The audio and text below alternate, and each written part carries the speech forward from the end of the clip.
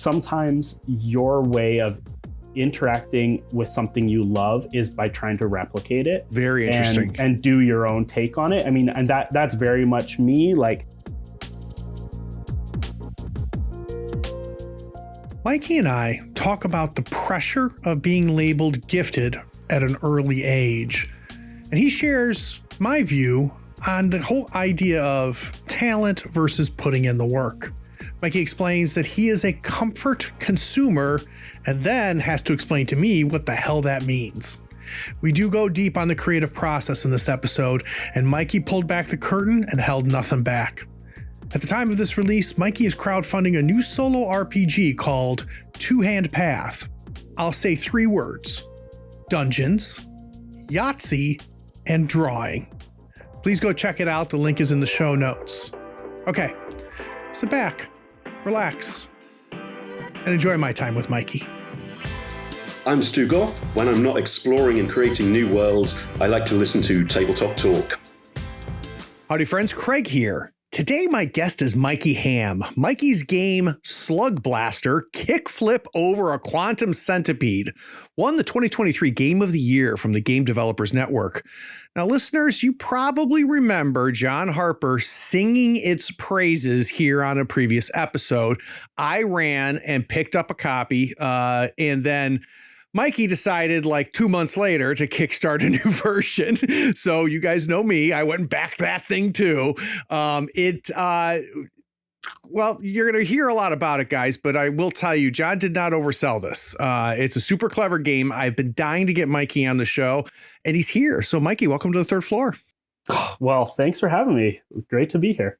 All right, so you're going to get the obligatory question that you've been asked every podcast you've freaking been on, right? Okay. But I'm going to try to phrase it a little bit different. There was a moment in time where you knew nothing about this hobby. You knew nothing about grabbing a sheet of paper, creating a character, rolling some dice, and pretending to be that character. Then it was put in front of you for the first time. Can we go back there? Yeah, of course. Happy to go back there often. So what was it? Yeah, it was D&D 3.0, and my first character was, how old I was 14 years old. Yeah. And who brought it? It was a friend so my friend's dad worked at the Bible college, and so he had access to their like network and would invite us, like his son and his son's friends, me, in there late at night when it was closed to play Age of Empires on the network against each other. Very nice. And his coworker was a younger guy, maybe in his like early 20s, who would play against us. And his name was Andrew Davison, and he became a good friend. But he overheard we would use the phone lines to like the teams to like strategize in the games. The conference call in the offices, yeah, the right? conference call. So me and my one friend we were talking strategy, but then we started talking about a fantasy book that we wanted to write together. And Andrew, the cheat, was listening in on our call, trying to like figure out our strategy, and he heard us talking about this. And he was a gamer, and no kidding. And this is in a little like Bible Belt town in Alberta, that where the satanic panic was still lingering. So D&D was a no-no. But he was kind of like he kept it on the DL, but he was like, these kids, like, they got to play this game, listen to them talk. And so he introduced us to it, and yeah, he invited us over, and I had no idea. Like, I could barely comprehend what was happening. Yeah. But I just knew after that first night, I was like, well, this is I don't need video games. I don't need like, this is it. This is it for me. So, because you have that moment where you're every game that would come out or movie, you're looking for any scrap of that thing. Yeah. But you don't actually know that the thing all these things have in common they were just influenced by D&D, and finally you discover like, oh, this is actually the source code of all the things I've been liking. And so, yeah, no, it was great. So you were hooked out of the gate, right? So sometimes you hear like, I tried it, I didn't like it, then I found it again. But it sounds like you were hooked from the go. Yeah, pretty much played. I've pretty much played in a game bi-weekly at least since then. With few exceptions. Yeah, because kidding. When I left my small town, within a year, I found another group here in Edmonton where I live now, and we've been playing for almost 15 years. Unbelievable. Bi-weekly, yeah. And we play all sorts of stuff, but D&D is still sort of the backbone. Really? That's cool. Yeah. So obviously, you're a kid. It's kind of neat. Someone older than you kind of shows you the game. Again, I love that. Shows me the source code. I think that's fantastic. But now you're not a kid anymore. You're an adult. When you look back they say that. Yeah, right. That's what they tell us, right? Yeah. But when you look back on it, Mikey, as an adult, and look back at little Mikey when he first found the hobby, do you have a sense of what it was? So what was it that got its hooks into you as a kid and then has been a part of your life for this long? Yeah. I think just that you could do anything. Yeah. I mean, you can do so much more than you could in these open world video games now than you could back like when I was that age. Yeah. But even still, I think it was just that feeling, of wow, like I can actually, I can do anything. There are no walls here. I can talk to any NPC. I can try to kill the mayor. I can, I can, just whatever. So I think that was a huge part of it, is just this open world, complete exploration, complete escapism, all that classic stuff, like, exploration, power fantasy, being able to be someone that you're not. Yeah. I think all that stuff hooked me in. I also really liked writing as a kid. And so I always came at it as from kind of a writerly angle, always, very interested in my characters' sort of arcs. And we would do a lot of like in between sessions, we would do sort of like play by post stuff. Nice. Where we could get a little like deeper into our characters, brains and stuff. So I think that's what I liked. It was just, a play, just a sandbox for the imagination. And where did the love of writing come from, Mikey? I don't know. I mean, I know who nurtured it. I know when I was in grade 5, I had a teacher who saw some potential in me, and her sort of passion was writing and teaching kids to write. And so she kind of took me under her wing and would give me like harder assignments and stuff like that. And kind of just gassed me up and made me feel like I had something special. Now, of course, this I'd have to work through that kind of I'd have to work through all that in therapy years later, this kind of pressure that puts on a kid. Yeah. But that is what got me at least the skills to do it, and to feel competent in doing it. And was it just her feedback that made you think like I might be good at this, or was there something else, like a moment where you said I think I might be good at this? Do you have a sense of when that was, or was it just her encouragement that made you feel that way? Yeah, I think it was there.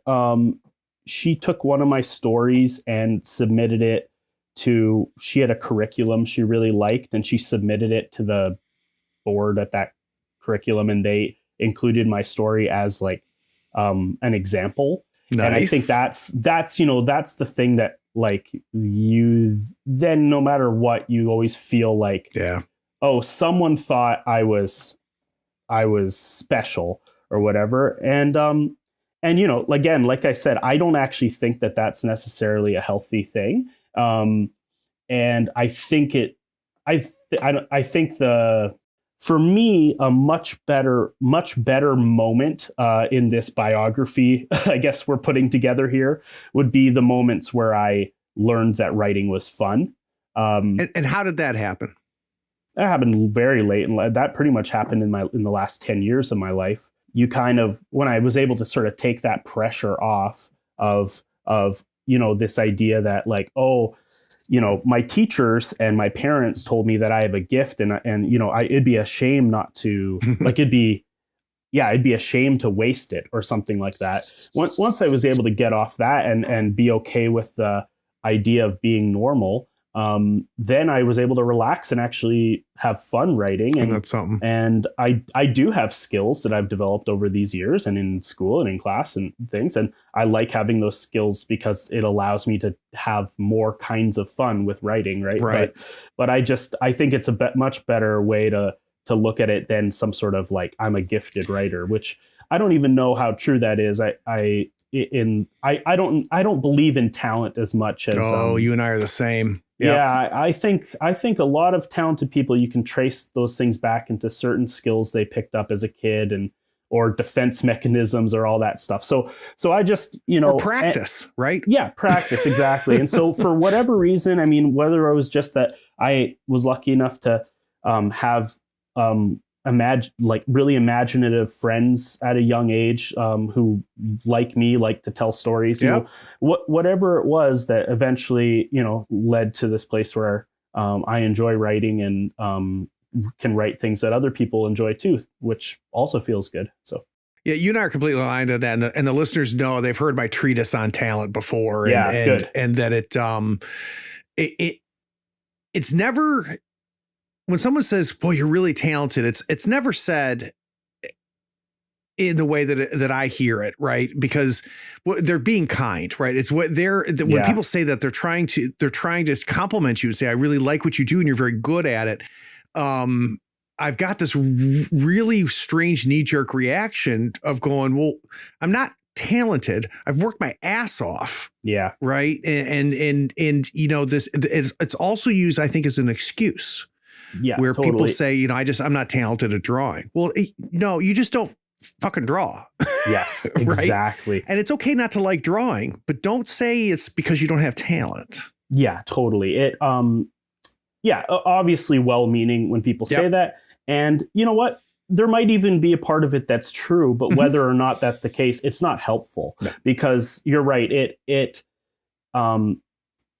It focuses on something that you can't control about yourself away from something that you actually can and that you, like you said, often have worked hard to do it. And the things that you've done are things that you can actually be proud of and actually contribute to real self-confidence. Yes. Not some sort of title that was bestowed upon you by the gods when you were born, right? That's not there's no self-confidence in that comes from that, right? So there's just a bunch of shame and pressure and stress. So yeah, that's the way I think of it. Try to think of it. It's the way I try to frame things for my kids, in terms of wow, you worked hard at that, and wow, you look like you're having fun doing that, and stuff like that. Versus sort of piling on, even though as a parent, you can't help but be like, I feel my kid's got something special. I try to, we can't help ourselves. Yeah. I try not to laden them with that much as I can. It's hard, but, well, I like how you phrase it though, Mikey. I like how you say, boy, it looks like you're having a lot of fun doing that, or boy, it looks like you worked really hard on that. And what I try to do with my daughter, because my daughter has picked up the visual arts, something that I as a kid always liked. I do it as an adult now, but I'm terrible. But she comes by it honestly. My mother was an artist, and I see her draw, and as someone who has drawn, I can see the seeds of she gets this, right? She's just not... She's got some taste, got an eye for something, And so what I've been trying to do on top of the type of stuff you're talking about is point that stuff out to her specific, going, I really like how you did this. I think I love how you picked this out or chose this. Yeah, or even asking questions about their process, right? So why'd you do that? And that kind of stuff. And what do you like about this drawing? Stuff like that. And for those of you listening, don't get us wrong. 25 years from now, Mikey's kid's going to be in therapy, and so is my kid, right? 100%. And I'd be, something would be wrong if they weren't, right? It'd be yeah. So no, absolutely. But they won't be in therapy for this precise issue. That's right. I caused 2 other things, but I fixed this one. God damn it. They'll be like, my dad never told me I was good. Oh God, it's so. Oh geez, now this is going to turn into a therapy session. That's right. Yeah, that triggered me a little bit there, Mikey. So let's go back to Mikey the gamer. Sure. Yeah. You pick up D&D. It becomes a part of your life. If we were to look at the path from finishing playing Age of Empire, and where you are today. Okay. There's games that are signposts along that path. And obviously Dungeons and Dragons is one of them, but I doubt it's the next one. So as you think about it chronologically, what was the next big game that kind of really captured you? Well, I mean, really what we'd have to do is we'd have to jump forward almost 20 years. Wow. Because gaming, like I said, it was always something I did, but it was not the focus of my life for quite a few years. I got really into music and performing, and I moved to Edmonton to get into the music scene. And then I went to writing school, and I got really into, like writing like stories and screenplays, and, trying all sorts of stuff, video, like editing. And I just did a bunch of other creative stuff while gaming was strictly like my little, like, it was like the weekly poker night, just a hobby, just something that I would do always in the background until I was about, until I was about 30, 32 or something like that. So like 18 years later. And what happened? The math is, no one do this math because I'm sure it's not right. I'm currently unaware of my own age right now. This is all messed up. But and then basically, then it's sort of, and while I was gaming, like while I was playing D&D in the background here, I always would, like, especially when I was GMing, I would put myself into it still quite a bit, and often would develop like little, homebrew things, or try out some new mechanics for certain things. And I would always tinker with stuff like that because I liked it. But it wasn't until 2016 when 2016. So 32. I got that right. 30. Yeah, whatever. Anyways, again, this is cut all this. Cut it. For those of you playing the home game, Mikey's obsessed with math. Or leave it and just like copy and paste it a bunch, so I'm just babbling about numbers for like 40 minutes. So what was the next big game for you? So I had been next big game. Yeah. I mean, really, the thing is that and we're going to get to this when we get to the part in your outline about talking about your interests. Yeah. But I'm very much I'm sort of like a comfort consumer. I'm not super I'm not adventurous or I'm not like a very I'm not the kind of guy who's always like seeking out a bunch of stuff unless I'm doing research for my own creative project. So I'm like the guy who has that same album on repeat for years, or, just watches that same, the same 3 seasons of I Think You Should Leave every time I have a night to myself. Yeah. Like that's kind of just the way I am, unless I'm researching for something. And then it becomes, I become obsessed with I want to play everything, read everything about that thing. And so I dive in. So in 2016, I decided to start making my own game, and had never played anything except for 3.0, 3.5, 4.0 Pathfinder. No kidding. And I think one session of MERP or something. Isn't that something? Oh, and I played like the other D20 games like Star Wars and Wheel of Time, right? And those kinds of things back then. But still the same basic skeleton, like, right? Yes, like very meat and potato. I didn't know about the world of other games or indie games at all. So, and we're definitely going to get into the origins of Slugblaster, but before we dive into there, the one thing that I want to get an understanding of, which of course will lead us into the break, is like, I have been playing games since I was about the same age you were. Yeah. And I've been a GM for most of it. Right. And like you, I created stuff for the table all the time, right? Created worlds, and I'd made an adjustment to the, things here. What I've never done, and quite frankly, never had an instinct to do, is to make something for beyond my table. Right. Yes. To create something that would extend beyond just my, Friday night group. But you did. And I'd love to know, like, what is that drive? What is it that made you say, I want to make a game? Which then led us down the rabbit hole that we'll talk about in a bit.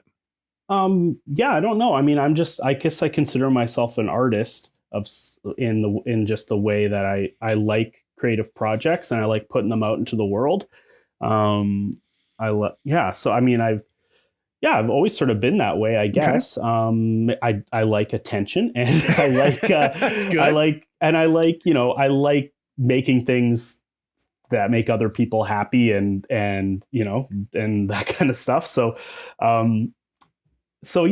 don't know. That for me was it's almost, I would have a hard time doing the other way. And I think doing it the other way is actually very good. Like being able to make something and just enjoy it with you and your friends is actually, that's a noble pursuit. Sure. That I try to do more often now, but whereas, it's like, you don't have to, not everything has to be a project or, like some sort of, I don't know. Think about it this, and I'm going to frame this a little bit different. You can just say, Craig, I've already answered this question, so shut up. Oh, no worries.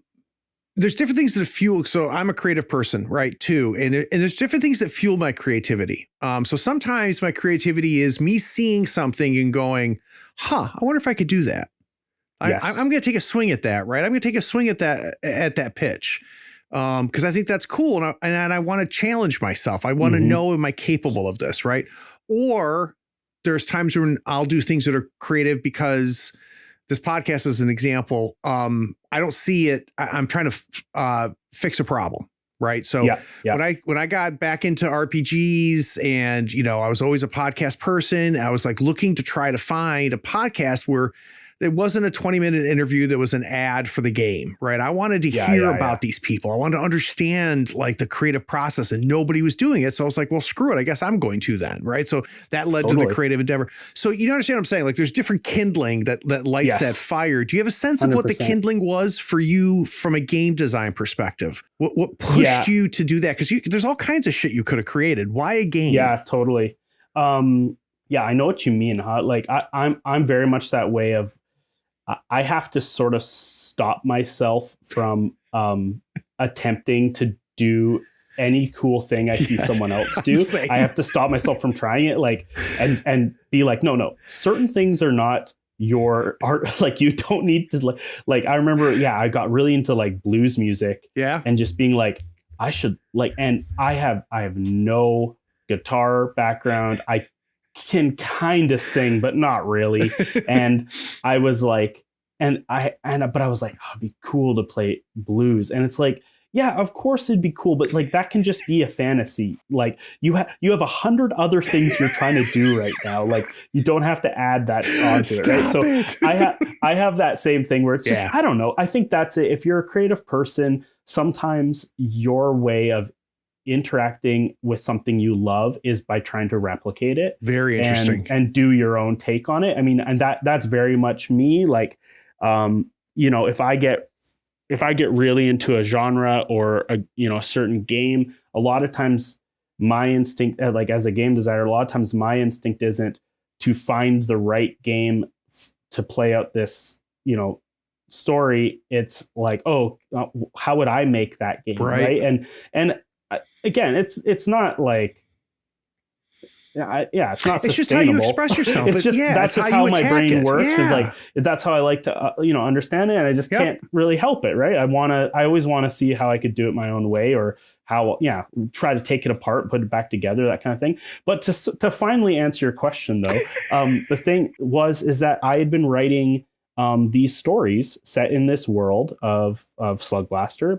It wasn't even called that at that point, but just about teenagers with high-tech devices that would, go to other dimensions. I'd been writing these stories, and I'd been trying to write a novel. And novels are hard, and I couldn't quite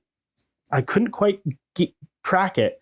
And finally, I stopped and I took a look at what I had, and I realized mostly what I had a couple characters that I liked, but I didn't have any story ideas. Interesting. And that really I felt were compelling or anything. What I had was a world and this sort of just this almost like aesthetic and tone and world that I just couldn't stop thinking about and had been wanting to share. Since like. I mean, you can trace proto versions of this back to when I was a kid, sort of making like comics. I had a comic called Ray Gun Boy, and then like you can trace little things. But really, since like 2011, I think I had been actively writing in this kind of world. Yeah, and I just wanted I had a couple short stories published from that world, but I wanted short stories don't go anywhere. They go in some weird short story, magazine that no one reads. Right. So I really wanted to share this world. I thought it was cool. I thought it was, I want people to see it. And I finally thought I have this world. Maybe this is a game. Maybe this isn't maybe this isn't a book. This is a game. And that was the moment where I was like, okay, I have to make a game as an excuse to present this world. Right. And hadn't even quite thought about if that world would be fun to play in. Interesting. Yet, but just knew I had to try, and then it evolved from there. And then of course, making it a game and having other people playing that game and stuff would then feed back and started informing the world and fleshing it out and changing it in some ways. Well, and I'm going to dissect all of that, Mikey. So I'm going to you're not getting away this easy. That's the log line. Now let's go back. I'm opening your head, and I'm going to get in, and we're going to get really into the nitty gritty of this. So very quick, the Insider Insight series allows me to sit down with designers, developers, artists, writers, and creators and learn how they approach their work. Try to understand their process, inspiration, and methods for crafting their creations. My original plan on the other side of this break was to ask you what was the origins of Slugblaster, but what I'm going to ask you on the other side of the break, what is the origin of the world? Because it sounds like that came first. We'll be right back.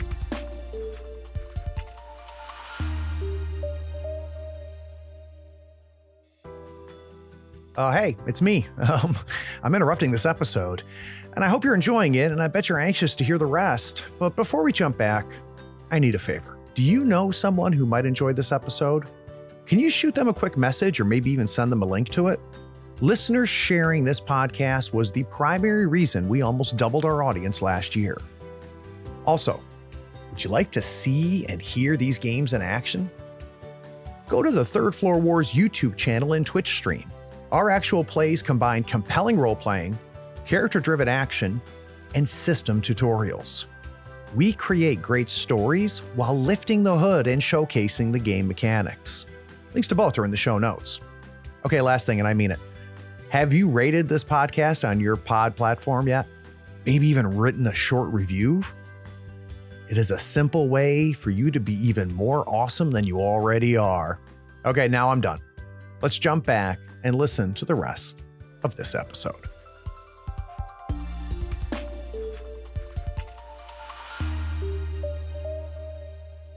So usually when I start this segment of the podcast, right, where I try to figure out the origin story and all of that for the game, usually I have to spend 20 minutes trying to like dig into your brain and find like the seed. But you've already tipped your hat a little bit, Mikey. But I'm not going to let you get away with this. You said, you know, there was some of this when I was a kid. I had a comic book and stuff, and that's fine. But it's like, if I was going to take my daughter to the Slugblaster Museum tomorrow, and we go to the first exhibit, it's not going to be you drawing Captain Raygun, right? Like, what would be the first exhibit? Where do you think is the first time this world started to be its own thing? Yeah, its own thing. Yeah, it'd be. I was in college in writing school.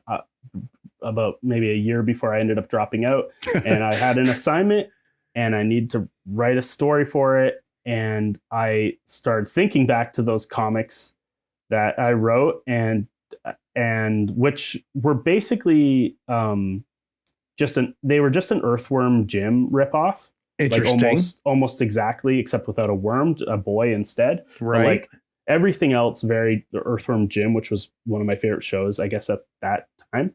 But so I'm in college, I'm thinking about that story and I'm thinking, I must have just been burnt out and I just needed something to write. Yeah. And I thought, what would that character, what would a boy with a ray gun look like in reality? And so I just wrote a story about a boy, a teenage boy. And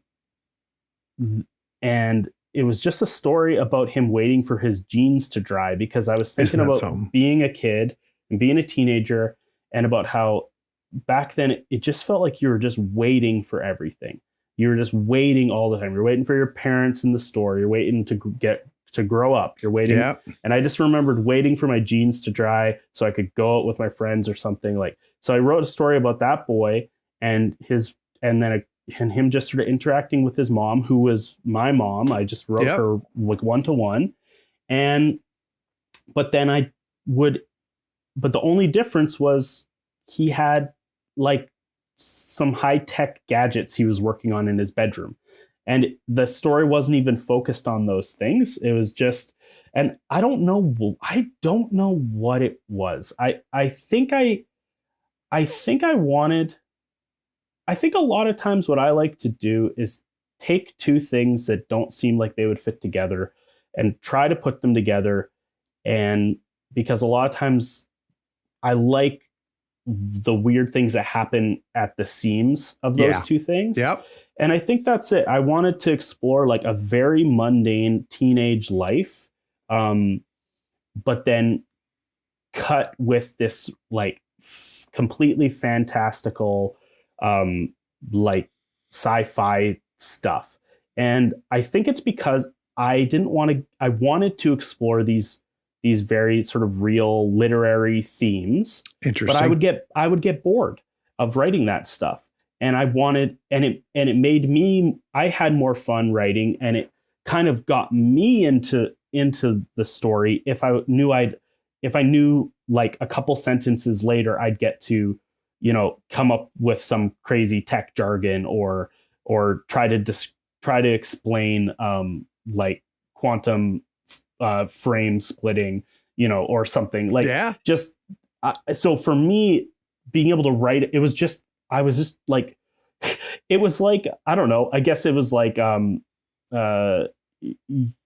know, putting, like eating vegetables with ranch dressing or something like, like I knew I wanted to eat vegetables, but I knew I needed some ranch dressing. And I think that's what it was and then in doing that, I guess that was where it started. And this kid didn't have anything he did with this technology. I hadn't figured out like what his goal was or anything. There were no villains. There was nothing. It was just him.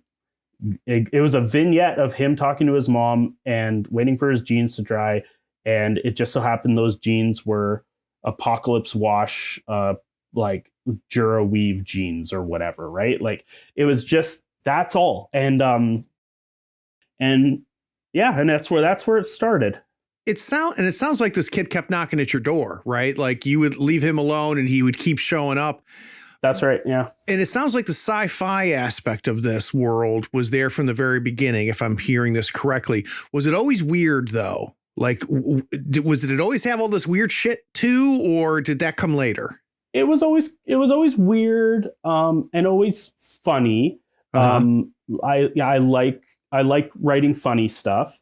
So it always had that. It was always like very gonzo and like not hard sci-fi, but I would draw a lot from, I would steal the language of hard sci-fi, right? Which is what I like to do. Like at this time I was reading a lot of Michio Kaku. He's a physicist who writes books for non-physicists to read. And he's really good. And the ideas are just so cool.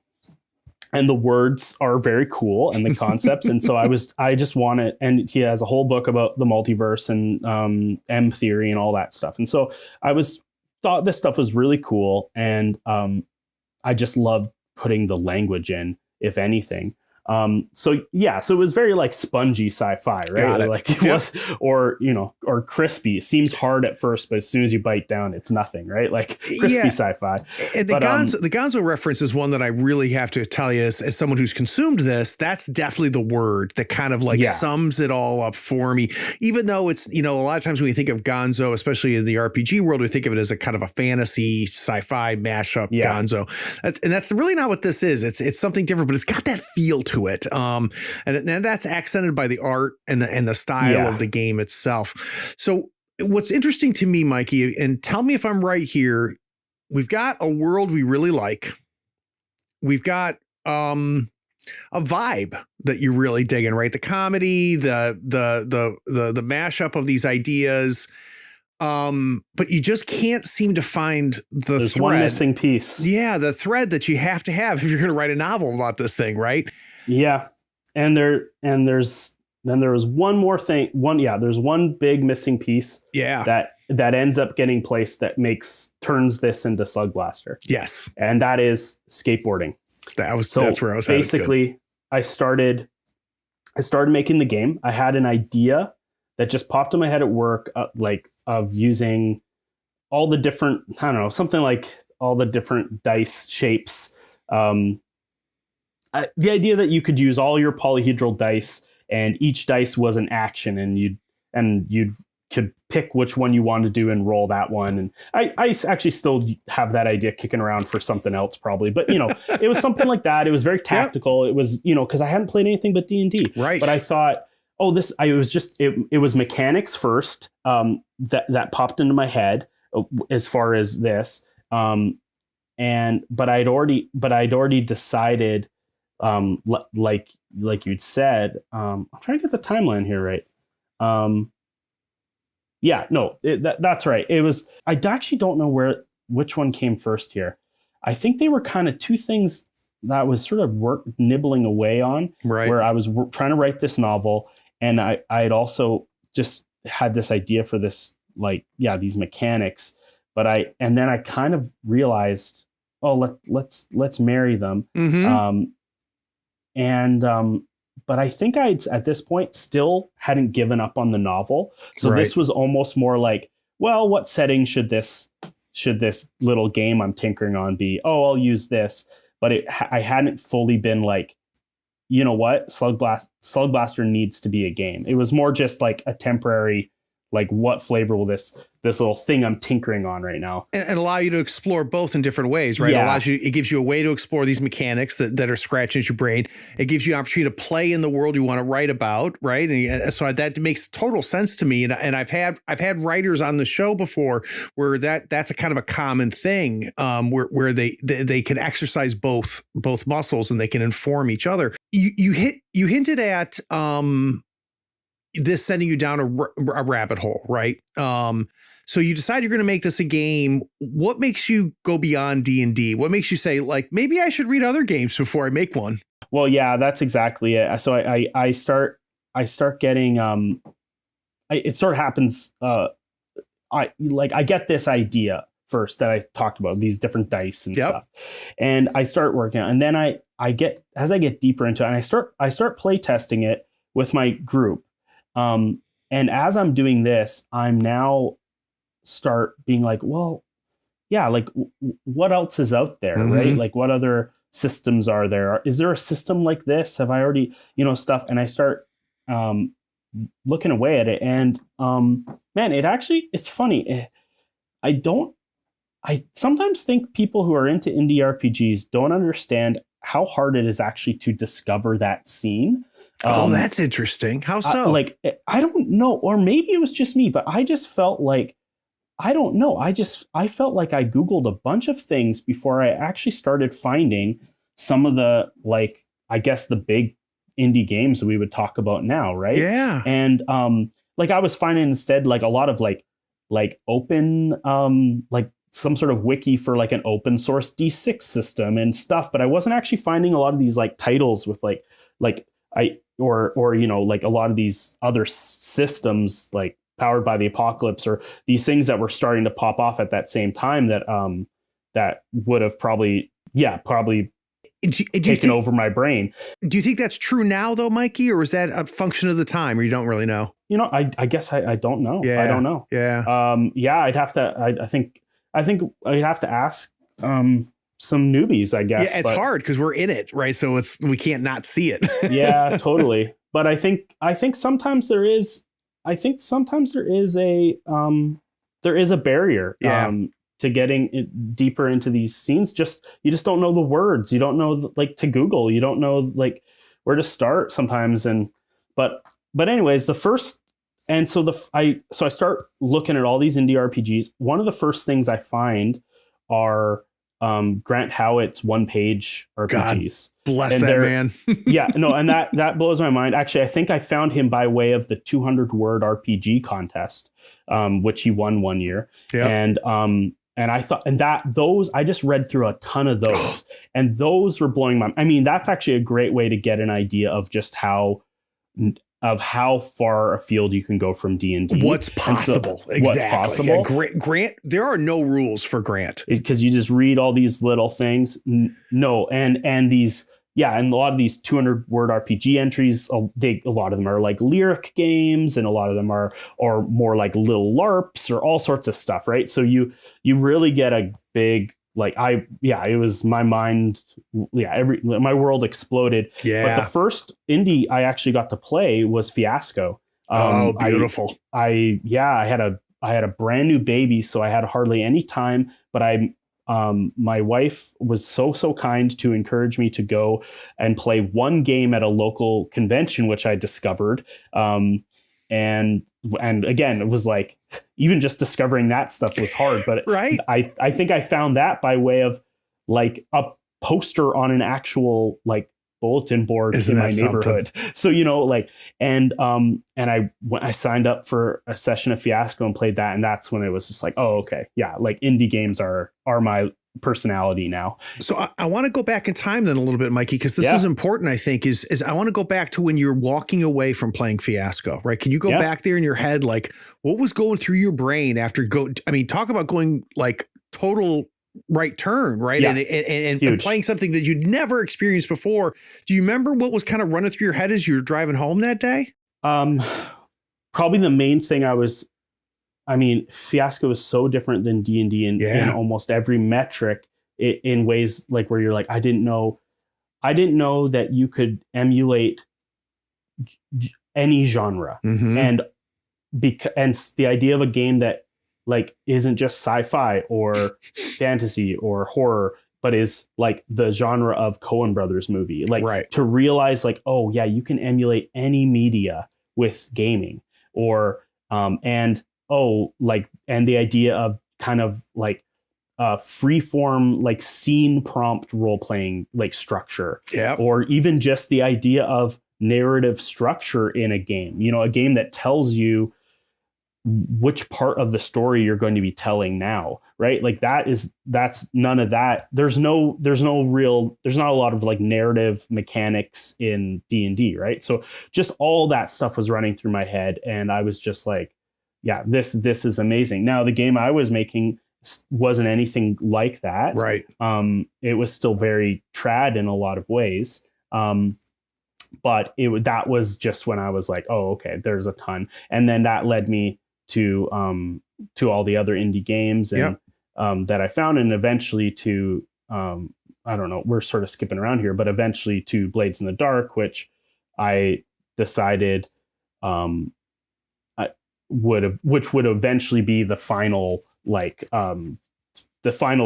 chassis that I attempt to build onto. And there, you know, now to go back a bit, there would be 2 other chassis that I attempt to build Slugblaster on between 2016 and 2018, when I finally start tinkering with Blades in the Dark. So, and I want to talk about those 2 before we get to Blades, but even before then, do you then go home and look at your notebook and what's something you've already been play testing and go, I'm throwing this all away? Or, I mean, how hard was it to let go what you had already worked on and already done, and realizing, hey, I might need to start all over again now that I really understand what's possible? Or is that not what happened?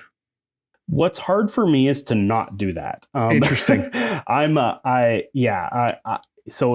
think I probably, I probably was already on chassis number 2 by the time I played Fiasco. For me, what's hard is to stop myself from doing things over and over again. Yep. And so, but no, I mean, of course, Fiasco. It was, again, I knew enough to know that wasn't the system for Slugblaster, but it still just blew my mind about just how different things could be. Had to rethink, But I knew it wasn't gonna work for Slugblaster, but I certainly the final version of Slugblaster certainly has some things taken from Fiasco. There's a little Jason Morningstar in there, is there? For sure is, yeah. So what was the neck? What was, when you say there was two frames that you wrote in for a little while with this game? What was the first one? Yeah, so the first one was I guess just some sort of modified, like I talked about, this open D6 system I'd found. I guess it was just a full homebrew system that was essentially a dice pool system. I think it used D10s. It had it used D10s. I liked colored dice, so I had when you'd get a wound, you'd add a red dice to your pool, and I don't know, things like that. And I don't think it was bad. Right. But I think at the time, it was actually kind of validating it was humbling and validating when I started reading a bunch of indie RPGs, because I started seeing like, oh wow, okay, all these things that I thought I was a genius for discovering already exist. Yeah. But it is kind of validating, because I came up with those things in the vacuum of D&D, right? Which I'm sure a lot of the designers of those games also did, right? Like a lot of people play D&D, but it was validating to be like, okay, my idea, I'm not completely off base here. I have some idea of things that would make cool games. But it was like, oh yeah, like humbling in that, like, oh yeah. Okay, you haven't reinvented RPGs here, Mikey. Like slow down.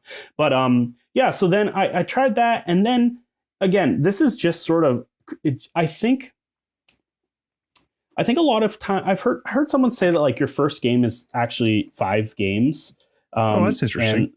Because you're just trying to, like, it takes you a while to chisel it down to the one it's supposed to be. Because I think when you start out, a lot of people, they have so many ideas and so many things they want to try, and they try to shove everything into and make their magnum opus like for right out the gate. That's the kind of person I am, where I'm, where and I don't think this is a good way to do things at all, but I think I just redo the same thing. I start from scratch and I take multiple runs at a project until I feel like I get it right, rather than putting out, rather than creating multiple projects. And then, so I will often use that first project as the time where I'm also teaching myself Right. the skills. So, and I think it works. It's just kind of frustrating because it takes so long, right?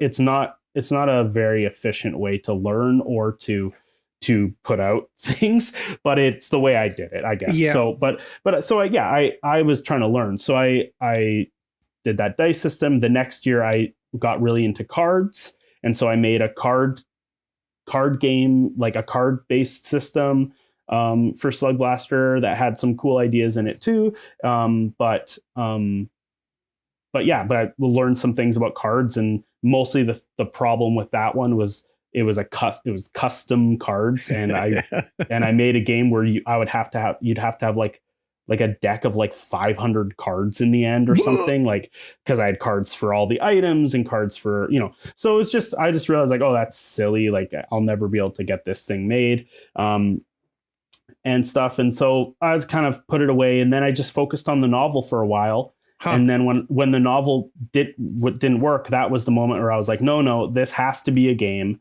Wow. And I had discovered Blades in the Dark by way of a D&D game that went so off the rails that I needed to find a new system because I was running a game for my table where they got to be bad guys. And I thought I had pitched it sort of like, it's just normal D&D, but you're bad and you're fighting like unicorns and angels instead of, that's how I thought it was going to be. But instantly they were like, we want to do heists and we want to be con men and all this stuff. And D&D is so hard to run that stuff with. Like it's not what it's built for. No, it's not what it's built for.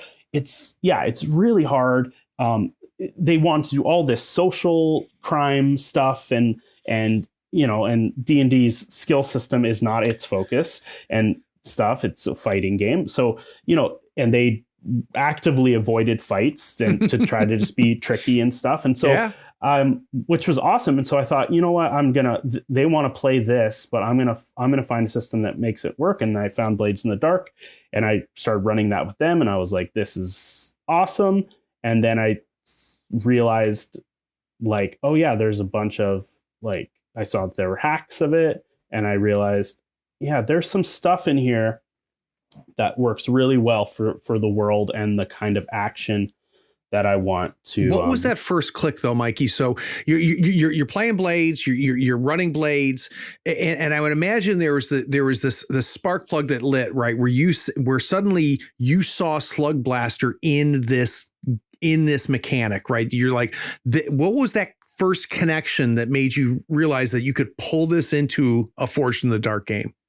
Yeah, do you remember? It would be the crew stuff. Now I'll go back to explain why. Yeah.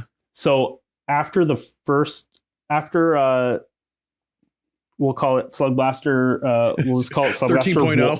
Yeah, we'll call it 1, which was the D10 system or whatever. Right. During that play test was when I discovered the missing piece, the skateboarding piece that I teased earlier, and that's because I had these kids. My players were playing these kids, and I knew that all I had for a premise was they go to other dimensions and have ray guns. I didn't have much else. I didn't know why they were going. So I kind of just, subbed in basic sort of D&D adventure stuff where it's like, oh, you're going to help this, metaterrestrial princess, or kill the rats in the sewer. You're going to, try to find whatever. So just, basic stuff. But it kind of, as we were playing, I started thinking about like, man, why would these, and I was also thinking about this because I was working on the novel, and I was like, what kind of kids would go and do something so dangerous? Because I was like, this going to other dimensions and like getting your atoms spaghettified and all this stuff. Like, this is crazy dangerous stuff. Who would do this? And of course the answer is teenagers, but specifically the answer is the same kind of teenagers who like skateboarding and filming jackass videos and eating Tide Pods and whatever. And I realized, like, oh yeah, this is about like thrill seeking, risk embracing teenagers. And it was, I remember what it was. It was specifically about, I had that D10 system, and I had this and these wound dice were such a big part of it, of the system. But it was kind of, it felt like it didn't fit with the idea of kids, right? Like the kids getting wounded and you're rolling red dice and they have like injuries. That didn't seem to make sense. Like that system would fit more for a game about barbarians or something, but I wasn't going to give up on it. And I remember exactly where I was. I do deliveries for work, and I was doing delivery to the university when all of a sudden I thought, you know what kids like aren't afraid of getting injured and blood and stuff? It's skateboarders. They're like, isn't that something? When you watch those skateboarding videos, which I watched a lot of because I used to work in a skate park when I was in my early 20s. So I was like, those kids, like, they zoom in on the blood when they're making their videos. Like they like, it's a mark of pride. It's like funny, like to get hurt. Like that's like part of it. And I was like, that's it. That's the missing piece. These kids aren't afraid of pain and injury because they're skateboarders. Yeah. And so that's when it cracked open, and that's everything flowed out of there of like, okay, so there's portals. Of course, if there's portals, it's going to be teenagers who want to sneak into them. We know this because I grew up in a town with a water tower, and every kid eventually climbs that water tower. It's a rite of passage, right? So like, and everything started clicking together. I was like, okay, so then if there's these portals and kids are going into them for the thrill of it and to like dare each other, and of course, if there's social media, they're going to be posting that stuff too. Like that's completely makes sense. They're going to want to be trying to go viral. And then of course there's going to be a backlash of these like concerned parent groups and sort of space-time cops that are going to be trying to stop them from doing this. And like that, it's going to become a whole moral panic, and then just become even more popular. And eventually it's going to become commercial. There's going to be companies sponsoring kids and making professional slug blasting equipment and all that stuff. Cool. So it all just then organically built out from there.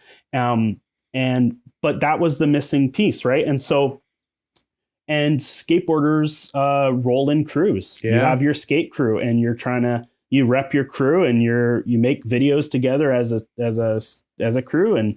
And so when I'm playing Blades in the Dark and I'm thinking, I'm like, man, yeah, like crew, like a crew sheet. That's so cool. Like this makes sense right away. Yeah. And the other things work too. The just the cinematic action mechanics, just like the fail forward stuff and all that stuff made a lot of sense for the kind of action I want to tell in Slugblaster. And and I was very focused on chase mechanics because from the very beginning, because I wanted Slugblaster to have chases, and I was sort of obsessed with why are chases in role-playing games never fun, and was sort of obsessed with trying to crack that nut. And so looking at Blades, I'm seeing like the clocks and stuff, and I'm thinking, okay, there's some tech here that I can probably use for chases too. And so, yeah. So as somebody, Mikey, who has spent a lot of time in Forged in the Dark, right? You have looked at it, taken it apart, put it back together again, took it out of that. You've picked up tech from Forged in the Dark. You've abandoned some tech. You've brought in some new tech, right? Someone comes up and says, Man, I hear Blades in the Dark is really cool. And like the first things we always say is like, oh, it's great, you know, for heists, right? You can do heists, you don't have to plan them and stuff like that. We have like this top line pitch for Blades in the Dark. But what I find the more, and I'm a huge freaking fanboy of the game, right? And like everybody who hacks it, I love seeing what they do with it. But I feel like there's a secret layer to Forged in the Dark. And I'm always curious for people who hack it, what secrets did you unlock? What were aspects that when you first started running Blades and first started playing within this structure, you didn't see, but as you started to dissect this damn thing and pulling pieces out and putting new pieces in, is there a secret reason why so many people love Blades in the Dark? Or maybe why you love Blades in the Dark? Because I bet it's not flashbacks, right? Which is the first thing we talk about. I bet there's some other tech that really just, that you discover that really sings for you. And I'm really curious to what that is. I think my answer would be that there are a lot of pieces of tech in it, and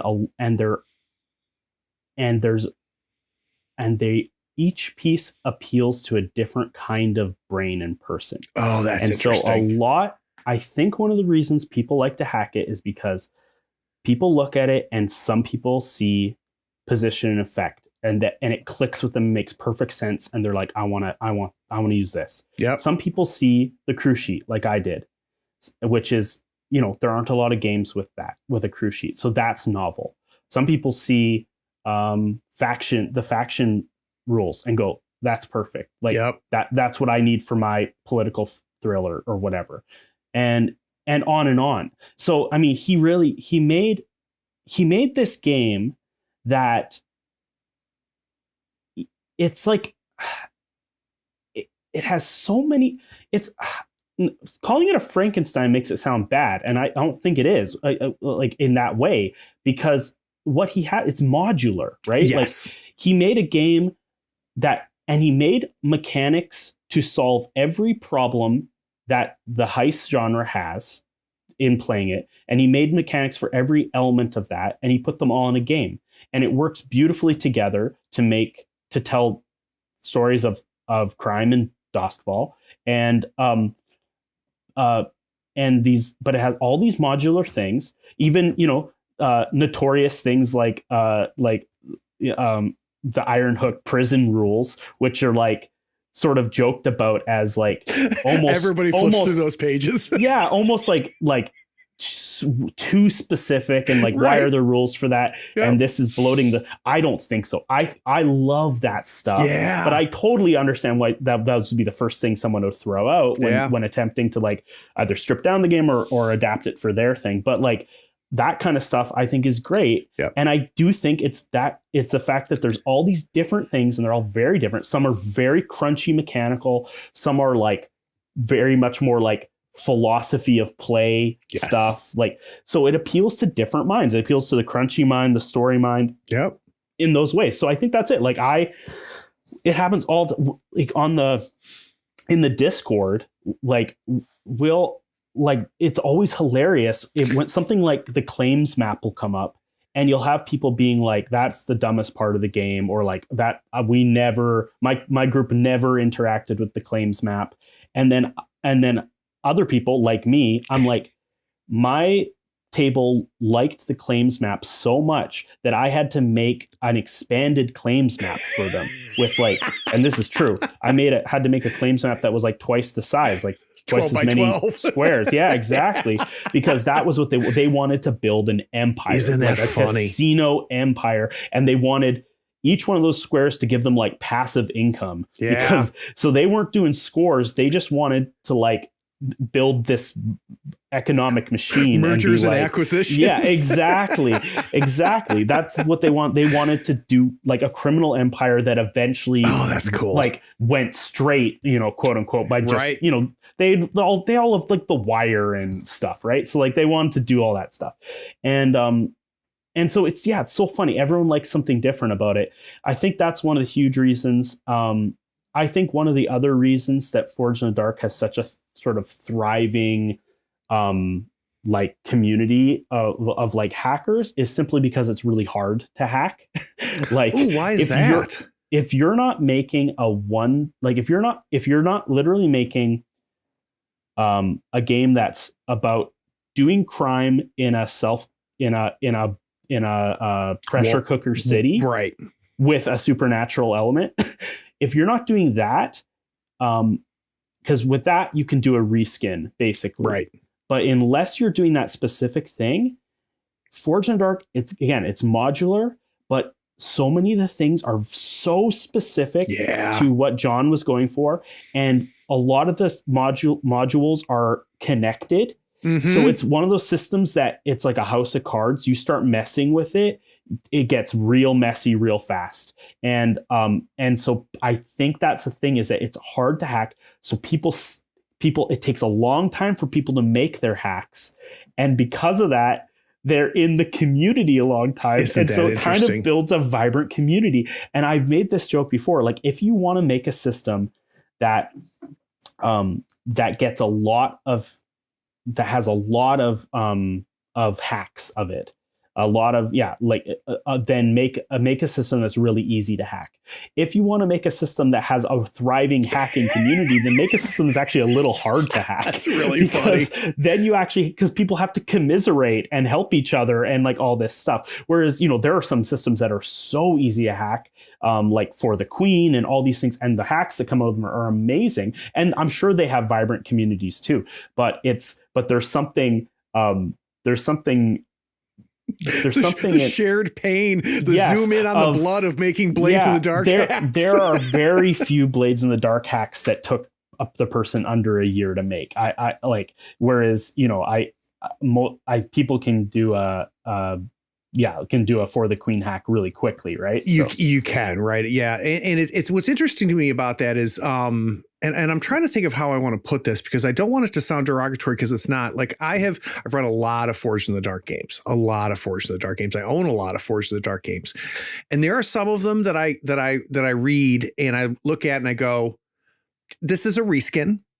And it's creative, it's good. I like a lot of the decisions you've made, but I'm just going to go play Blades. Right. Then there's times where I see somebody do something truly different, which I knew took a lot of blood, sweat, and tears to do. Your game is one of them where I was just like, this is like, he took the whole damn thing apart. Yeah, maybe unnecessarily, but to be honest, that's beside the point, right? That's beside the point. But but you're 100% right, and it's funny. I've never heard somebody quite explain it that way, Mikey, and that helps considerably. Now let's go through the path of development here. So you finally find the engine. Fall 2018 is where I pick up Blades, and you say, okay, this is gonna work, and you have a situation where the world is informing the mechanics. I'm sure the mechanics ended up informing the world. Mm-hmm. As you're going through, though, when did you realize I'm not going to find the next thing and throw this away? When did you know I'm gonna ride this horse all the way to the finish line? Was there a moment when you realized that this was it? This was going to be the game. Does that make sense? When are we going to break your pattern? Oh, totally. It was the community. 100%. The first two games I made in complete isolation, except for my table, my gaming group. And they're all great and awesome play testers, awesome players, awesome gamers, but they're not game designers. Right. They don't have that. They have good insight, but they don't have the desire to make their own games. Yep. So, but no, the Blades in the Dark community first starting with Google Plus, I think, but then it quickly migrated over to a Discord. Yep. That's the reason, I stuck around for them because I got invested in them. I made friends that are dear friends to this day. That's cool. And a lot of us have now finished our Blades in the Dark games and are moving on to other types of systems and games now, but we remain friends. Like, no, that's exactly it. They kept me doing it.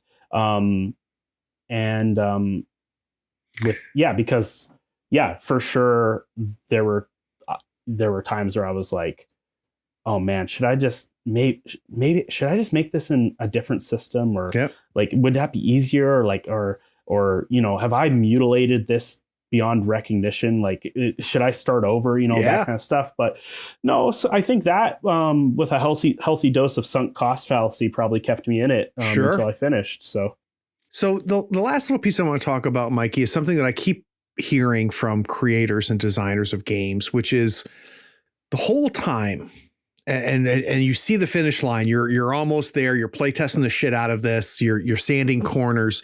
I keep hearing about something that was bugging you the whole time, something that didn't quite work, and you attacked it from multiple angles and never quite solved it. And then just one time you added something small or took something away and it all clicked. Did that happen with this game? Yeah, it did.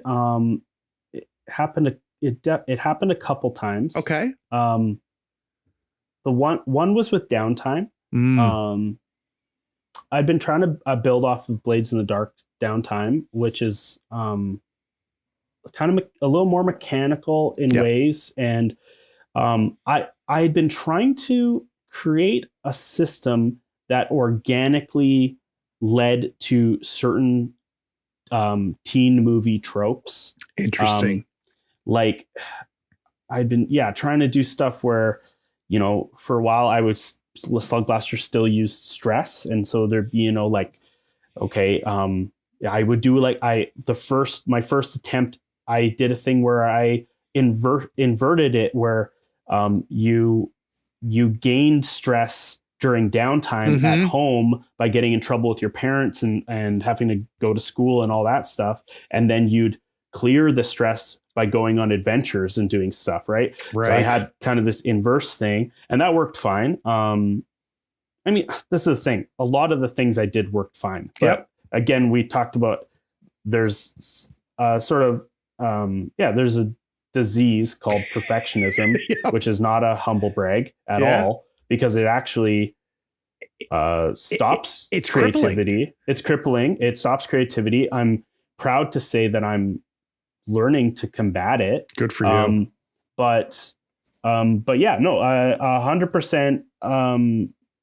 Slugblaster was a perfectionistic nightmare time for me, where I redid things over and over and over again, and you know, I don't think for the better of the game necessarily. I mean, there could be if there are parts that benefited from that, I don't think it was worth it. I could have didn't outweigh the damage. No, it would have been fine the way it was, and I would have had time to make something else. Right. Sure. So, you know, perfectionism is not good. If you struggle with this, the sooner you can learn that it's a disease, the better. Because, good for you. Yeah. But one of them was, so I had this stress thing, and I was trying to make it all sort of create these moments. And then finally, I don't know, probably in the shower or whatever, I realized like, maybe the simplest thing to do is to stop trying to make these things happen organically and just be more direct about it. Yeah. And I had this idea of like, okay, what if downtime was pick from this menu of tropey, like emotion forward scenes, right, to play out, and from that there'll be some sort of mechanical thing result, but but basically just pick, you know, just basically prompts, right? Free form role playing with prompts, which, you know, this ties there's the Fiasco inspiration in a lot of ways, right? Like, just let's do that. And I always already liked how this is a big thing that one of the reasons that I thought Forge in the Dark would map well to Slugblaster is because Slugblaster was already about this dichotomy between this crazy sci-fi gonzo action and then very normal, mundane teenage life. And so it already had this big split. And so Blades in the Dark has these two big phases, right, of play. I know it has more phases than that. I know what you're saying, though. Yeah. To me, it has the way I play it, it's you go on a heist and then you have sort of downtime stuff. So and so that I thought that would work great with Slugblaster. So yeah, so instead I thought, okay, yeah, now downtime isn't as much about kind of downtime actions. It's about scenes. That's or these cool. beats, as I ended up calling them. So that was sort of a big thing. And it seemed simple to me. Is like, okay, yeah, you build up style points and you build up trouble points. You build those up during the run. And then during downtime, you get to spend them like they're money on this menu of different scenes, right? The trouble points can buy bad things happening to your character. The style points can buy good things happening to your character. And that was kind of, that was the moment where I was like, okay, this now feels good to me. It feels elegant to me. And of course, executing on that always feels terrible because all the elegance goes out the window. And you have to make concessions to, practicality and playtesting and all this stuff. But that was the moment where I was like, okay, this clicked for me. And I think that is something people really like about the game, is that aspect. So I think that worked. But yeah, I remember that was a big one for me. And that was the thing that ended up leading to probably the biggest revision of the game.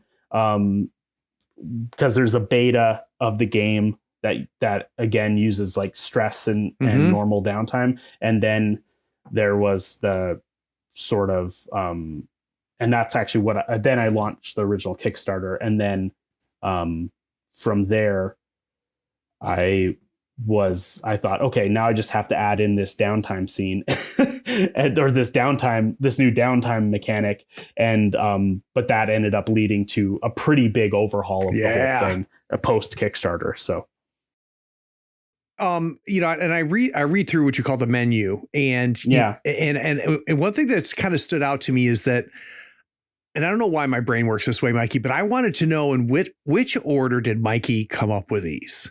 Right. Because I would imagine there's a handful that were super easy, right? Like, oh, obviously this is going to be on the menu. This is going to be on the menu. Can you think of one or two that came late that you're like, oh yeah, I didn't even think about this. And then, but it fits this trope. Does that make sense? Yeah, totally. Let me pull it up and just remember. One of the late ones were the crew ones where you could get in a fight with your crew or make up with your crew. Yeah. Those ones were late because I wanted more crew stuff. I wanted more crew interaction. And so I added those in. I remember the very last ones I made were, and they actually are some of my favorite. Were just the pretty simple like ones where you kind of level up, I guess. Let me remember what they're called. They're called Origin Story is one. Let me just find my own game. Yeah, the trait beats, I guess. So one's called Origin Story, and one's called Sharpened, and they're just a way you can spend some style just to get a special ability, or I call them traits in Slugblaster. And Origin Story is just a flashback that shows a defining moment from your past. This is the kind of thing I always like in my media, but especially I love doing this in role-playing games, like having, and we would, my table would even do this just during D&D, where we would have a moment where some character remember something, or I think I remember what it was. Even one of the things was one of the early Slugblaster playtests. I had an ability where you could help. I always like really sort of free flowing teamwork mechanics where you can just help people for free and pretty cheap or whatever. And so I always I had a thing where you could just share dice with each other or whatever. And you didn't even have to be, your character didn't even have to be there with the other character. It was nice. A meta thing. Yeah. And I had that in the system, but I hadn't really thought about it. And we were playtesting and someone was like, okay, I want to do that. I can do this. And I said, yeah. And they're like, well, how do what's that look like? And I was like, I'm not sure. And they're like, oh, I got it. And they're like told this flashback Right. of how them and that character that they were helping mechanically, like practicing something together.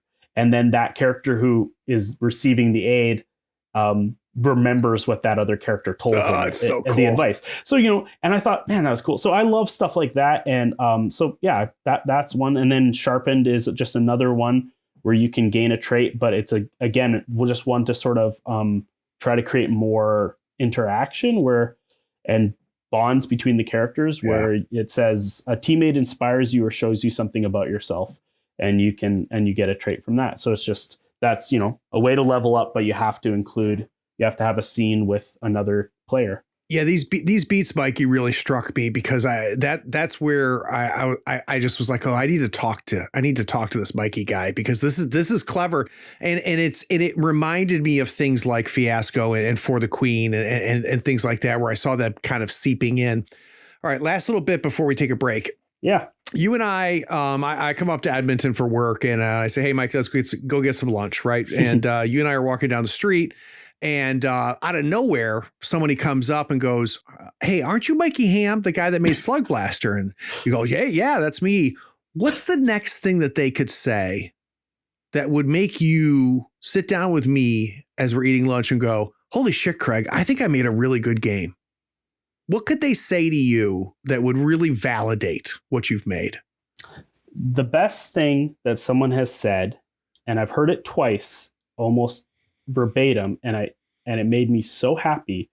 But the first person who said it was Sam, also known as Goblin Mixtape, in their review of the game, which was just, I've never had more fun reading a game manual. Oh. That to me is the best thing I could hear, because I think this is a good game. I think people, when they play it, I think they tell awesome stories. I think they have a lot of fun and all this and all that stuff. I think the system is great.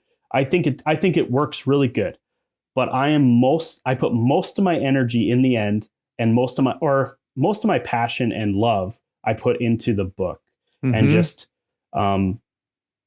just the way it looks and the writing and trying to make it funny and the little ads in it and all that stuff, because I really wanted, that's what I like doing. My favorite thing to do is like making funny tables, writing examples of play, and making fake ads for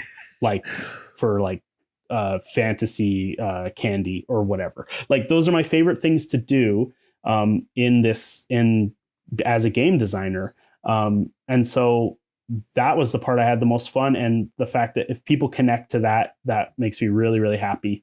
And so, that's it. That's the thing. If they had fun reading the book, and plus, I know in this hobby, it's hard to ever play a game. There's more people that have read your game than have played it. Way more, way more. And I know that I have a big folder full of PDFs, and I've read maybe 20% of them, and I've played maybe 1% of them, because it just takes a long time to get your group together to play a new game. That's just the nature of the hobby, right? These aren't solo games. You have to organize people's schedules and all that stuff. So I know there's a good chance that there will be lots of people who will buy my game and not get a chance to play it. So I wanted to make the book as fun for them to read as I could. And so that could be, really, that's the weird thing about game manuals, is that they are two things. They're an instruction manual, and they're also a book. Yeah. You read it, you reference it when you're playing, but you also sit down and read it cover to cover too. Like, you use it in two different spaces. You use it in bed when you're reading, and you use it at the table when you're playing. And so they're kind of hard to make in that, and you kind of have to make some choices as a designer sometimes about which purpose are you going to fulfill with this page, right? So I tried to a lot of times chose make it entertaining to look through and read. I figured that the play sheets and reference sheets that you can print off, I'll make those about actually playing the game, but I'll make the rest just as much as I can about just enjoying the read. And it sounds to me like, Mikey, that we now come full circle a little bit, which is what you really wanted to do is write a book about this world, and you got a chance to do that, right? That's exactly right. It wasn't a novel, but you still got to express yourself in this world, and there was also a game that was part of it. Right. That's pretty freaking cool. I think so. So guys, we're going to take another break. When we get back from this break, we're going to talk about something that I'm fascinated about now, because I need to learn more about this comfort consumer that has come onto my show. We're going to find out what Mikey's been grooving on. We'll be right back. Okay.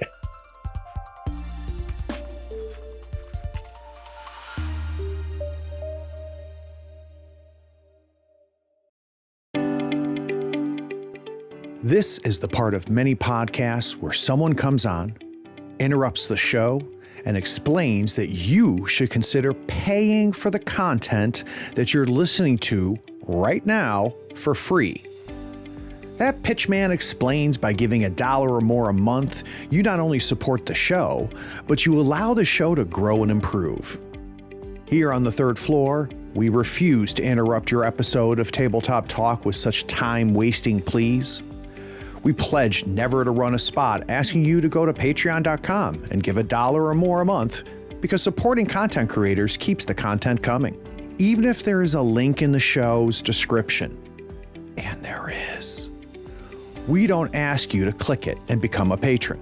We don't waste time rambling about the benefits like early access to episodes, getting episodes without ad breaks like this, or even getting a chance to play in one of Craig's RPG sessions.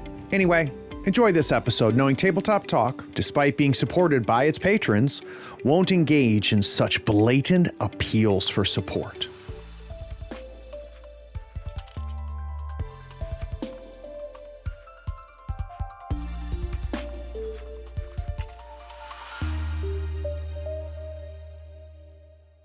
So, Mikey, this is a fun thing that is now at the end of every one of my interviews. And it wasn't always the case, but it became something that I think was very informative.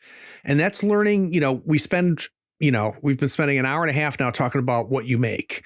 But you even talked about it. You also consume, and what we consume leads to what we make, right? There's a circle of life here. So I'd be curious, is there any books, movies, video games, other RPGs that recently have gotten its hooks into you where you're just like, I need to do this for a while. Like, I need to play this or read this or watch this. Like what is something recently that just got its hooks into you? Sure. Yeah. So as I said, I'm kind of a comfort consumer, which means basically means I don't think I'm going to have a lot of really smart answers here, or I don't know, or it's maybe not a interest. Quiz, Mikey. It might not be interest. Yeah, exactly. That's the thing is like I'm not the one you come to for new stuff for like, hey, what's the hottest new tabletop game right now? I won't be the one who knows that. Have you heard of D&D 3.5? It's really good. Exactly. I mean, that's the truth is my group, we do play all sorts of stuff, but we spend a lot of the year still playing D&D. That's great. Or something, or maybe some of the other sort of trad games like Alien. We really like, these kinds of things. So we do one shots of some of the weirder stuff, but we play a lot of just classic meat and potatoes stuff too. Sure. And but I will tell you, and this isn't new or interesting, but I lately I'm really, as far as like tabletop games, I'm really into kind of this scene, and I won't even have specific games to tell you about, but I'm liking this kind of like NSR scene. I like this. No idea what that means. Well, it's like the OSR scene, except NSR. I don't really know the difference, but basically just these smaller games that are little, that are like, I guess I don't know. I'm in a Discord for Gem Room Games. Let's just say that. Yeah, they make awesome stuff, And in this Discord, the designers who hang out there, we have a cool ethos that I'm really digging, which is just like, we like just mashing things together, and we don't treat anything preciously. Nice. And we don't get too philosophical about story games versus OSR versus trad or anything like that. For us, it's just like it's tech, right? Like what happens if we combine this and this, or what is this good for? Like what kind of stories is this good for telling? What kind of gameplay is this good for, and stuff. So I like those kinds of things. So I'm really into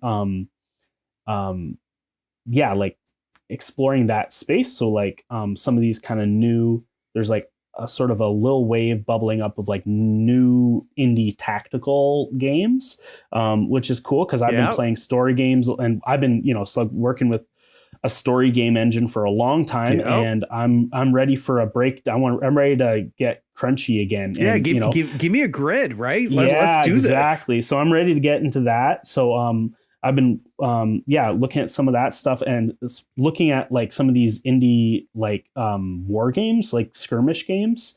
Even like there's one called Space Weirdos, or Sword Weirdos is a spinoff of it, which is just like, it's Warhammer, except you have a small squad of guys and you can use any miniatures to play it. And it's just it's a zine. It's like I don't know, 12 pages long. I forget the author's name. Let me try to find it. But just this little skirmish game, and it's inspiring because it's just like stripped down Warhammer. So it's simple, it's tactical. I don't know, and it's just, there's something inspiring about making these smaller games, these zines that are just trying some weird stuff. I think that's going to be a phase I go on for a while, is making zine-sized games. And so I find that stuff cool. But then on the flip side, I'm still very inspired by there's gonna be a big pause here that you're gonna probably want to edit out while my brain tries to remember what I'm thinking. Like the Dream, like the Dream Askew game by Avery. So much meat in that game. On the other side, that's the other thing. Like the other side of it is just like a game with like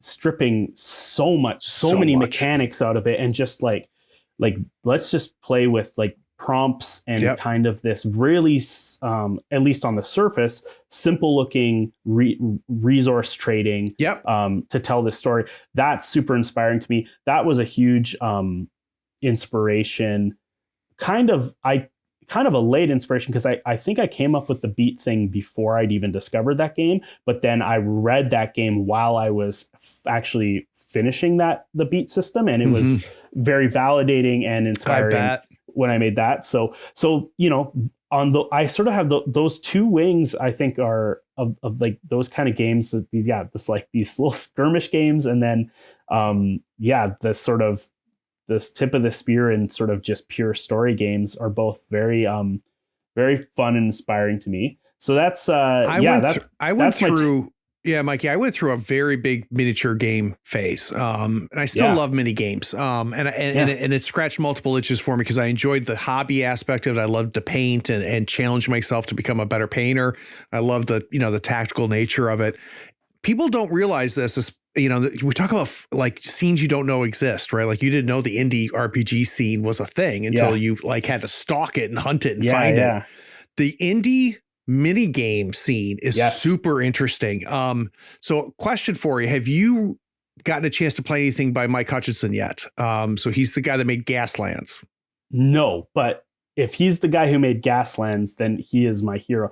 That I've not played it, but every time someone talks about that game, I get mad, because that is like the perfect idea. Like just the most perfect idea that, like, if I had been the one to think of that idea, I would be set for life, like creative fulfillment wise, because it's just genius. Obscene. It's obscene. Like, quite frankly, he in many ways, I consider him the Grant Hewitt of mini games. Which is a very big compliment for me. Yeah. because I worship at Grant's altar a little bit. But are you ready for this? That's his second best game. Nice. So the game that when we get off of here, I want you to go buy. Yeah. It's like $15 for the book or $17 for the PDF. I don't remember it is. And if you hate it, I'm going to pay you twice that back. I'll reimburse you twice as much. That's how confident I am. It's a game he made called A Billion Suns. Sounds great already. And it is, he cracked an egg that people have been trying to crack for a long time in the same way he did with Gaslands. And that is space and starship, like tactical battles. Like X-Wing is good. X-Wing is very, very good. I give the people behind X-Wing a ton of credit because and I've actually had Little on the show. Super smart. Like there's a reason X-Wing has legs, right? Billion Suns is the game, I think, 15 years from now when people are on podcasts like mine are going to go, and then I found A Billion Suns and it changed everything. What's it cracked? Like what was the problem that it solved? It does. So first of all, it solves the list building egg, right? Okay. So we think about miniature gaming and we say, okay, there's like two phases to it, right? And the same thing with Magic the Gathering. We build my deck. Yeah. And then I play my deck, right? And in miniature games, I build my list and then I play my list and that's a loop, right? After I play my list, I go back and I make adjustments to it, right? Yeah. Okay. And that's a loop that keeps us in the hobby. That's why Magic the Gathering is Magic the Gathering, quite frankly. What if you're building your list as you're playing? And what if you build your list in real time? and there's no restrictions, but you're spending your points to do it. So at the end of the game, whoever has the most points wins. So you've got to find this efficiency as you're playing. And you're bringing in you bring in new units through like light speed, right? And they zap into it, but you have to buy them out of your point pool to win the game. Yeah. And then you're going to love this, the way he handles die sizes for handling Star Destroyers fighting X-Wings. And he uses different sizes die to after talking to you for 90 minutes. I like that. You are going to read this book and just go, holy shit. And you're going to go grab. And what's great, and it frustrates me a little bit because I feel like Mike measures success differently than this. So he is very successful because he's changing how people make games. Right. Yes.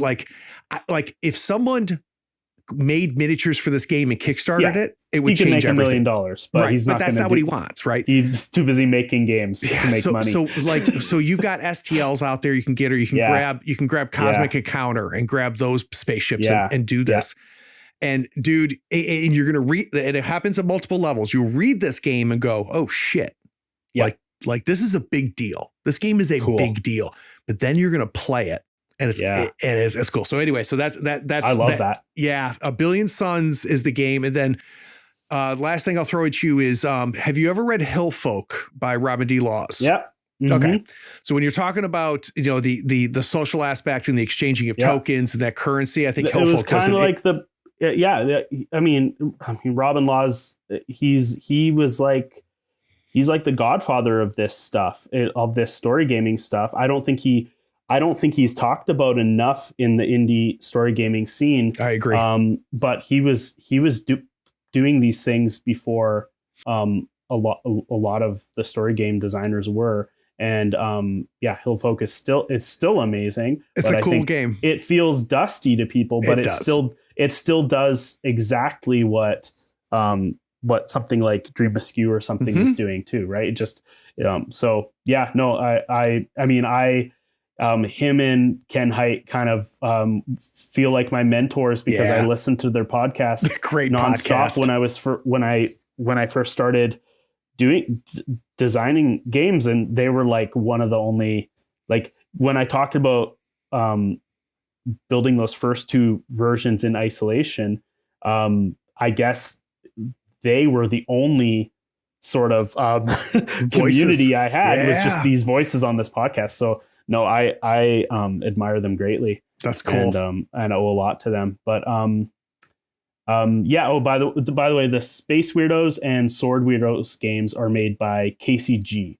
That's the name of the I'm gonna designer. have to check that out. They're really cool. They're just these little zines, but man, they're just like punk rock. Cool. You can tell it's just. I mean, he calls them on the cover. It says like a skirmish heartbreaker. So he's very like aware. Like he's like, this is just my take. Like like this is how I do it. And he's very like casual and like do this if you want, do this if you want, this like, so it's cool. But that's very cool. Yeah, so that's it for tabletop games for me. Nothing else really going on there. Well, so I'm not going to let you get away from this. So and I'm going to come back to this comfort consumption of yours. Okay. So here's the scenario, Mikey, Sure. is you got a paid week off. Okay. Wife and kids are out of town. Sure. It's just you having food delivered every night. Yeah. Sitting in front of, what is your comfort consumption? So what are the movies and TV shows that you just keep going back to? Yeah. Well, I'm watching a lot of Fireplace in your home on Netflix, just sort of staring at a fire. Oh, okay. Doing that lately. The fireplace. Okay. Yeah. Doing that, watching the Netflix Fireplace. Okay. But because a lot of times after I get those kids in bed, I just like have like just need a little while just to like stare at a fake fire. Yep. Me and Steph are watching The Curse and really liking that show. Nice. And then I'm gonna start Slow Horses season 2 probably right after we I have stop not watched talking. that. Is it good? It's good. I'd give it. I wasn't. The premise is everything I need. The first season I'll give it like it hit me like maybe a B plus. Yeah. Not in terms of quality, but just in like what I wanted from it. But I've heard the season 2 just keeps getting better and better, and I just love that kind of show. I just love like a dad show, about spies and stuff. Yep. So I'm doing and there's a little bit of a research element in that. I'm probably going to make a spy game eventually. So there's always a little of that, but that's the kind of stuff I'm into right now. When you're making a sci-fi game for like years, you pretty much stop watching sci-fi of any kind. I bet. And you're like, I'm done with this for a while. So I pretty much, I like spy stuff. So yeah, that's what I'm watching. I play a lot of Go Fish with my daughter. That's her game right now. Are you getting good at it? You know what? No, she wins every time. So, I also play a lot of Marvel Snap on my phone. I think that's an amazing game. That game makes me so angry. It makes me so angry. It's so funny you said that because today was the first time I've been playing it for about a year or so. And today I was just like, F this game. And I'm going to have to take a break. And it's the freaking blob card that they added. I want the blob so badly. Combined with wave, and there's these little combos that have come out with these new cards where they're just basically blowing up the freaking game. Yeah, and as soon as I see like their number 2 and number 3 cards come out, I'm like, oh, I know what this deck is, and I'm not going to have fun. So like I hate this game. So, I love that. This is my second. It is a great game. Well, this is my second relapse into it because I broke away from like 4 months, and then I got sucked back in. And I'm right back in. So I play that. Well, before we get off of that, so there's another. You got more homework. Yeah, okay. There's an actual physical game called Land, Air, and Sea. It's not real expensive. Again, I'll pay you back twice what you spent for it. And you will see the game that the people that made Marvel Snap were playing. Oh, cool. Yeah. I'd be very interested. It's really good. It's instead of Marvel, it's World War II. And you're going to start playing and go, oh shit. Like this is where Marvel Snap came from.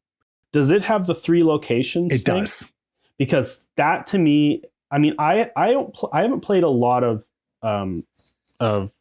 card games, like collectible card games. Yeah. But I played Magic. But to me, that was the thing when I saw Marvel. I was like, oh, this is smart. This 3 locations thing. That's right from Land, Air, and Sea. Does it have location cards that change? Because I think that's the second piece that is so smart in that it adds a level of randomness. It's another multiplier on just how like you can have your deck so perfectly honed, and then depending on the locations, you have to start improvising, and that's when the game gets fun, right? Like I agree. I agree. So I think those 2 things are, and so it sounds like it has Land, Air, and Sea to thank for at least origins one of that, right? Yeah. And what's interesting, so in Land, Air, and Sea, it's a little bit different. Instead of having like the random locations, the cards interact with locations differently, and where locations are to the left and to the right of other locations matter, which you don't see in Marvel Snap. No. Like you're gonna groove on it. It's really good. And then there's a second game by the same people called Diplomacy, Spies, and something. Okay. And it gives you 3 new locations, a whole new set of deck of cards, but you can combine them, which is what we do. And so now you have 6 locations that you randomly put out there, and 6 sets of cards that you can randomly, like pull out. It's a very clever game. In many ways, it's better than Snap. Snap does a very good job, though, of saying this isn't a physical game, so we can go. We can do some crazy shit because you don't have to track it with tokens or anything. Yeah, right? Totally. Yeah, exactly. Really, really, really good game. That's cool.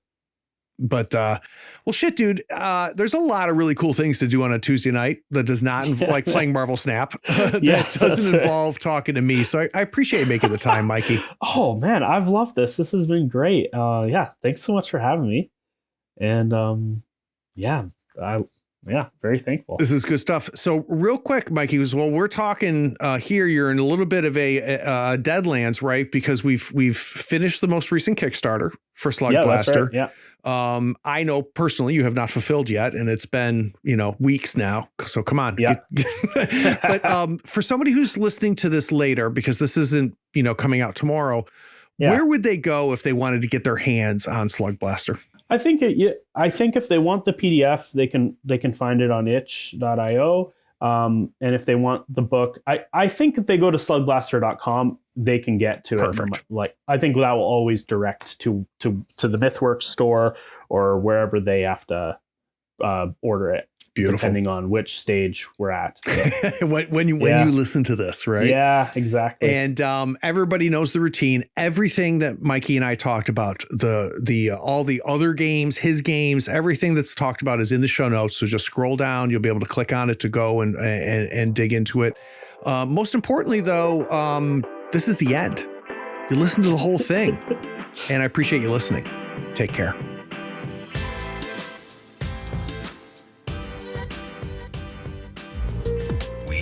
Enjoyed this episode. Subscribe to Tabletop Talk and share it with your friends. Check out our content on YouTube and Twitch. Follow us on Twitter and Facebook and stay updated on everything coming from Third Floor. All the links are in the show notes. Take care, floorheads.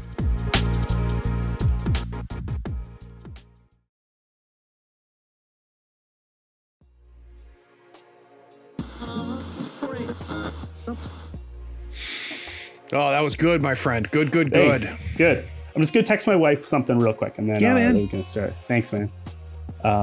This is awesome. I'm gonna not gassing you up here when I say this is the best podcast I've been on so far. Shit! Well, that makes me happy. The vibe and you as a host, this is great. And I've been on some good ones, and I'm not disparaging them, but you have a really good vibe. I like. Well, this. thank you. That's a very nice thing to say. That means a lot to me. Thank you. Would you say I'm talented? Yes, you're a natural, and you put no work into it. Yeah, God gave you a gift, and if you don't use it, you're hiding your light under a bushel. You're cheating the world and God. Yeah, that's right. I'm distracting you. Write your text. Yo, don't worry. You guys have green onion cakes? Where are you, by the way? I'm in North Carolina, about halfway down the East Coast. Cool. Yeah, we have something here that I think is an Edmonton thing. They're called green onion cakes. Never heard of it. Yeah, they're like a Vietnamese dish, but I think they're one of those ones that was actually invented here in this city by Vietnamese people. So it's kind of like one of those, just a local thing. But very cool. They're just a deep fried piece of bread with green onion pieces in it, but they're delicious. Yeah, exactly. Okay, that's done. Okay, I'm ready to go. Thanks. Yeah, man. All right. So I'll bring us back from the break. Let me think for a second how I want to do that.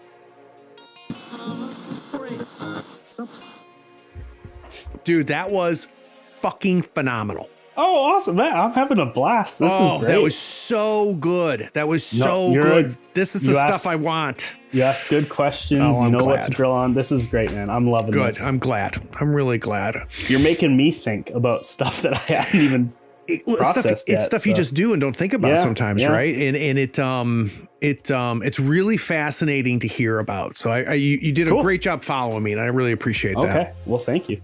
All right, I'll bring us back. This will be an easier segment.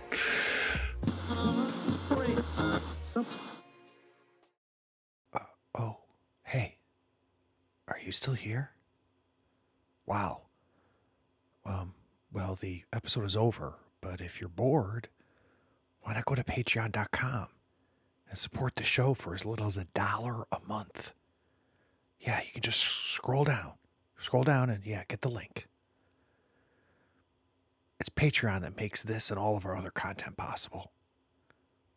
Don't you want to join the other floorheads on the Patreon Discord? Anyway, thanks for sticking around. Take care. Bye.